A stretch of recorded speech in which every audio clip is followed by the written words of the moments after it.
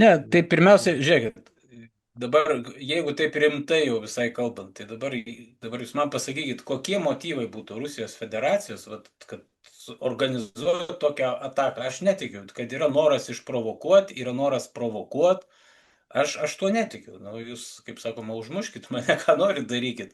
Tai aš nematau, jau sakyčiau, visiškai kvailai elgiamas yra, o man nepanašu, kad Rusijos federacijos vadovybė jie sąmoningai darytų va tokius veiksmus. Kad gal ten pačioj kariuomenėje Rusijos yra kažkokių tai provokatorių, kad va toks variantas galimas, kad ten kažkas sabotuoja ir panašiai, tai aš to neatmetu, kad gali va toks variantas būti. Bet kaip ir, sakykime, dabar su tuo JAV karių išvedimu, jeigu dar truputėlį atgal grįžtant, tai ar mes, gintarai, tu sakei, 5 NATO straipsnis. Tai jeigu tas yra, tai kam tada tas 5 NATO straipsnis, jeigu čia dar būtinai turi būti vokiečiai, amerikiečiai ir dar ten skandinavai ir taip toliau ir panašiai. Nu tai yra 5 straipsnis, Lietuva yra NATO šalis. Tai jeigu mes netikim tą sutartimi, netikim tuo 5 straipsniu, tai čia tie kariai bus ar nebus, nu tai niekas nuo to nepasikeis. Ir aš vėlgi nemanau, kad dabar įsivaizduokim taip, kad situacija Rusijos Putinas sėdi ten su savo, reiškia, patarėjais ir svarsto, blemba, pultumėm Lietuvą, bet amerikiečiai yra, žinai. Nu, vat palauksim, dabar išeis amerikiečiai, reiškia, va, tik tai kirs Lietuvos Lenkijos sieną ir mes iš karto atakuojam. Nu, ką tai keičia, kad tie amerikiečiai pasitraukė iš Lietuvos? Tai keistų kažkaip Rusijos federacijos sprendimą pulti ar nepulti Baltijos šalis? Nu, nemanau. Pagyvensim, pamatysim, Alvi.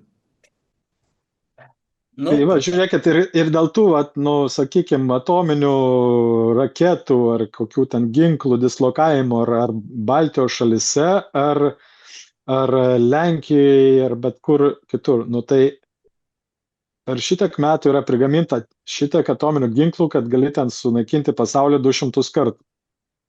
Ir koks skirtumas, kur jie stovi, ar Amerikoje, ar Vokietijoje, ar Turkijoje, ar Italijoje, visur jų yra pilna. Yra povandeninės valtis aplinkui su atominiais ginklais.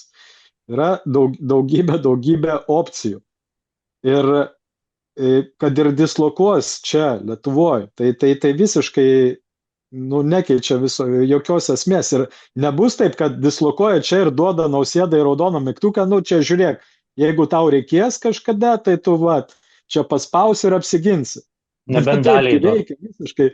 Ne taip veikia tie procesai. Tai sakau, čia taip žmonės durnina su visa šita tokia, bandymu parodyti, kad jie kažką išmano, kad jie kažkam reikalingi, kad jie kažką dirba, kažką tai derasi.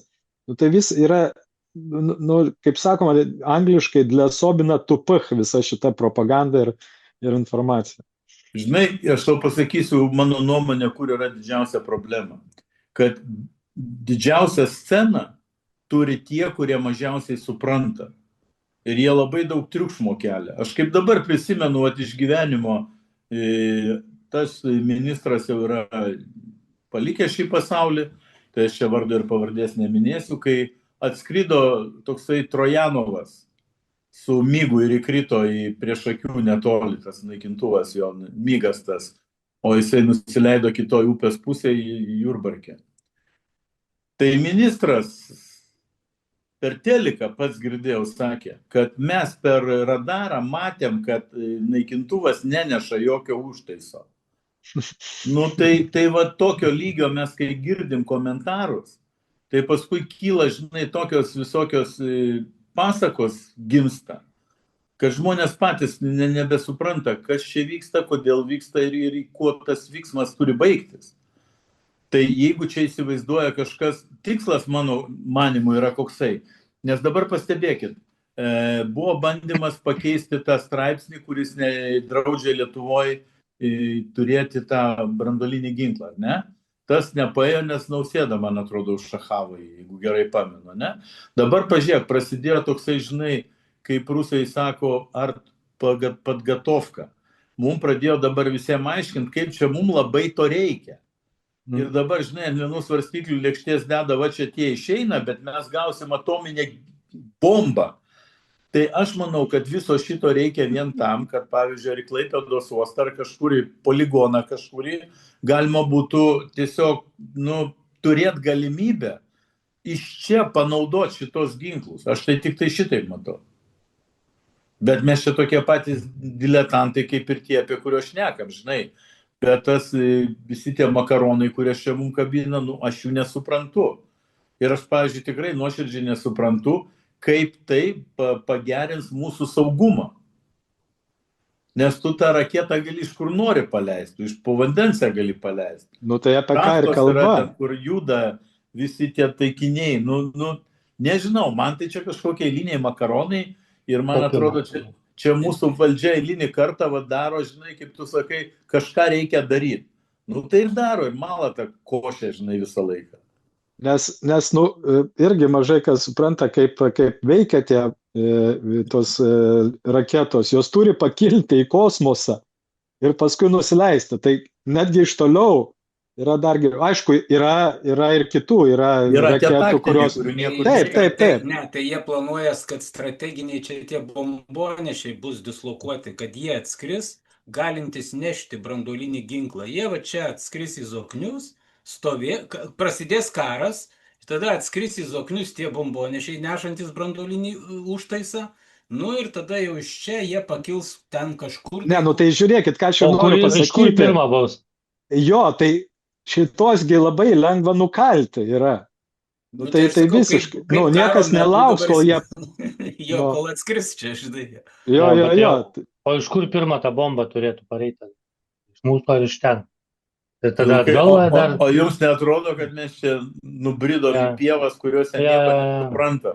Mes buvom... Teisingai, paliekam... Žemė tiesiog pasijokėm iš mūsų politikų, kurie kalba taip pat kaip mes dabar ir žiūrim, kas bus toliau, nes čia yra procesai, kuriems mes, ne tai, kad mes čia, mūsų visa valstybė neturi absoliučiai jokios įtakos. Absoliučiai. Tai va, paliekam tai Kaunų ir Šakalienį. Buvom palietę Alvio vieną mėgstamiausių herojų Budrį. Ir kalbos eina, ir Gintaras sakė, kad jau pasigirdo puolimas ant Budrio. Aišku, aš jau iš karto ir gynybos. Visas įtampas. Ir čia buvo prezidento žodis. Atkreipsiu dėmesį, kad šis ministras yra vienas palankiausiai vertinamų Lietuvos gyventojų ir visų ministrų, daugiau vertinančių jo veiklą pozityviai nei negatyviai. Tai yra gana retas atvejis ir reiškinys tarp ministrų. Galbūt tai yra priežastis, kodėl pono Budrio darbas užkliuvo vienam ar kitam policinės scenos veikėjui. Šalies vadovo teigimu šiuo metu kalbėti apie vieną konkretų ministrą yra labai neatsakinga. Va jums atsakymai visus klausimus. Pats pastatė šitą bičą, pats gina dabar. Ir čia Gintarė atsakymas tau, kieno politikai įgyvendina Budrys. Akivaizdu, kad Budrio retorikai 110% pritarė Nausėdą. Tai čia dėl to O tai kas tampo Nausėdą už siūliukų, mes jau irgi kalbėjom ne vieną kartą, ne?